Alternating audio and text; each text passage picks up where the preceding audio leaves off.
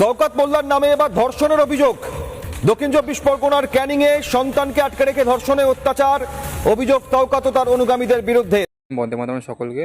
ইতিমধ্যে একটা গুরুত্বপূর্ণ খবর জানা যাচ্ছে, মানে এই তৃণমূল সরকারের বিরুদ্ধে বা তৃণমূল মানে এই রাজ্যের যে অবস্থা করেছিল তা তো আপনারা সবাই জানেন, কিন্তু এখন মানে বলতেও লজ্জা আছে এই সরকার মানে আরজি করার মতো ঘটনা ছাড়াও আরও কত রকম কেলেঙ্কারি করেছে সেটা জানি। গয়লা চুরি, বাড়ি চুরি, সম্মান চুরি, স্লাইন চুরি, লোকের জমি হড়প করা, সব কিছু করার পর এই শওকত মোল্লা, এই ক্যানিংয়ের শওকত মোল্লা যে যে মাছ চোর শওকত মোল্লা হাজার হাজার বিঘা জমি চুরি করে সেই চাষের সেই জমির মাছ চুরি করে সেই মাছের ব্যবসা করতো।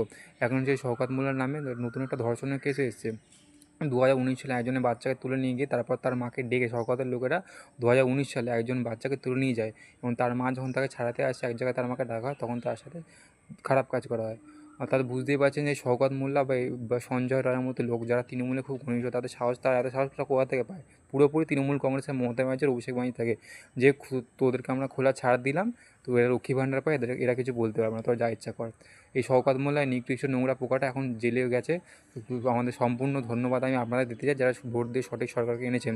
এই সরকার যদি এরকমভাবে সারা জীবন চলতে থাকে, অন্তত 10 বছর যদি পশ্চিমবঙ্গে থাকে, তাহলে তৃণমূল বা অন্যান্য যে কোনো দলের এরকম নিকৃষ্ট প্রাণী অবশ্যই শাস্তি পাবে এবং যারা জেলে যাওয়ার দরকার তারা অবশ্যই জেলে যাবে। জয় হিন্দ।